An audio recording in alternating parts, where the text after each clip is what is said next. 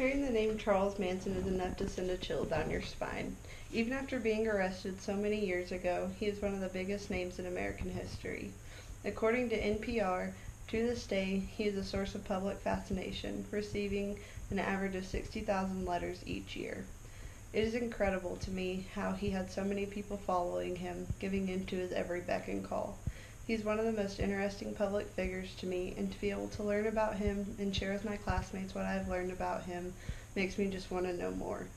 Charles Manson is a master manipulator who created the Manson family, the scenario Helter Skelter, and is responsible for several vicious murders. So who is Charles Manson and the Manson family? In order to completely understand, a look into the past is needed. Charles Manson had a disastrous childhood, or did he? According to NPR, he claims that he was the child of a teenage unwed prostitute and that she tried to sell him for a pitcher of beer, which is far from the truth. She was an incompetent burglar who went to prison when he was 5 for a few years.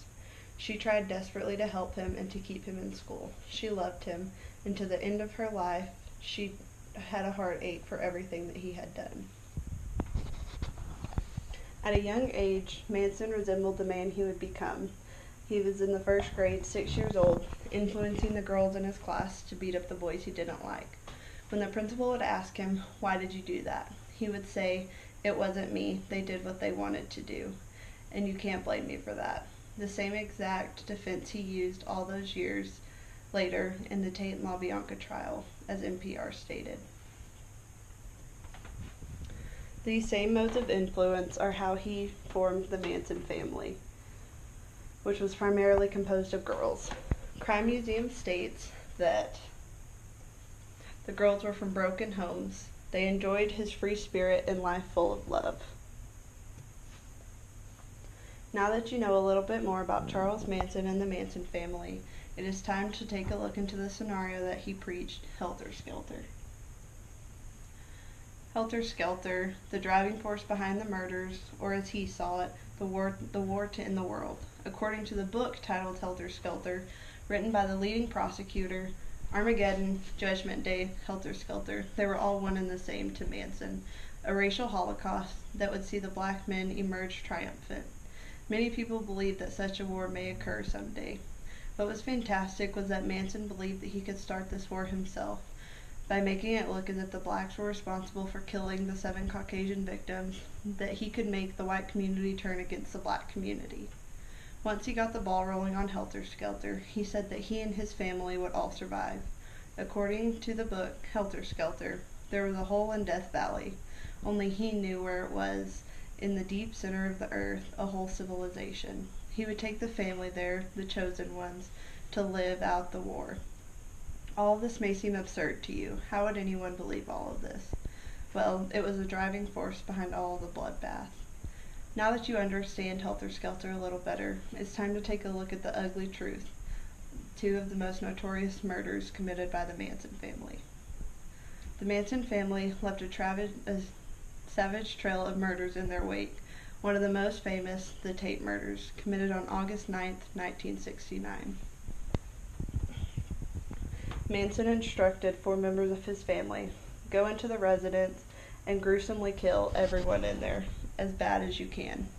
They obtained entrance to the property by scaling one of the trees to get inside. Upon trespassing, they encountered their first victim, Stephen Parent, a visitor of the residence. Watson slung a knife at him and then shot him 4 times in the chest and abdomen. Upon entrance to the residence, the family members encountered Sharon Tate, a pregnant actress, Abigail Folger, heiress to the Folger fortune, Wojciech Frykowski, and Jay Sebring, a renowned hairstylist and Tate's ex-boyfriend. Jay Sebring was their first victim, stabbed and shot a total of 7 times. Abigail Folger was their next victim. She was stabbed a total of 28 times. After a long-fought battle for his life, Frykowski was stabbed a total of 51 times, shot multiple times, and beaten over the head with a gun. Witnessing all of the terror, Sharon Tate begged for mercy for her life, and she was denied. Sharon Tate pregnant, was stabbed a total of 16 times, and her unborn child did not make it. The next attack committed by the Manson family was the LaBianca murders. On August 10, 1969, Manson and 6 family members committed another murder. Unlike the Tate murders, Manson joined in on the LaBianca murders because he felt there was not enough gruesomeness from the victims. They arrived at the house of a successful grocery company owner, Lino LaBianca, and his wife, Rosemary. Manson claims he entered the house alone and returned later to bring Watson along. While Watson and Manson were in the house, they tied up the couple with lamp cords and put pillowcases over their heads. Manson assured the couple that they wouldn't be hurt and that they were only being robbed. Once all the cash was collected, Manson informed the rest of the family to come inside and to kill the couple while he left. Watson began to stab Lino when he asked him to stop stabbing him. Rosemary, who still had the lamp cord around her neck, began to swing the lamp to try and fend off her attackers. She was stabbed a total of 41 times. Watson then returned to the living room to continue killing and stabbing Lino. They carved the word "war" into his stomach, left a carving fork sticking out, as well as a knife sticking out of his stomach. He was stabbed a total of 26 times.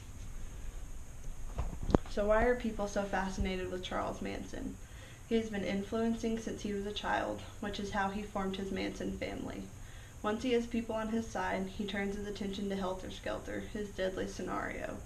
In the midst of all of this, several innocent lives were lost, resulting in many Manson family members to spend the rest of their lives in prison. We can hope something as atrocious as the Manson family never happens again, but as long as Manson is still breathing and influencing, we can never be sure.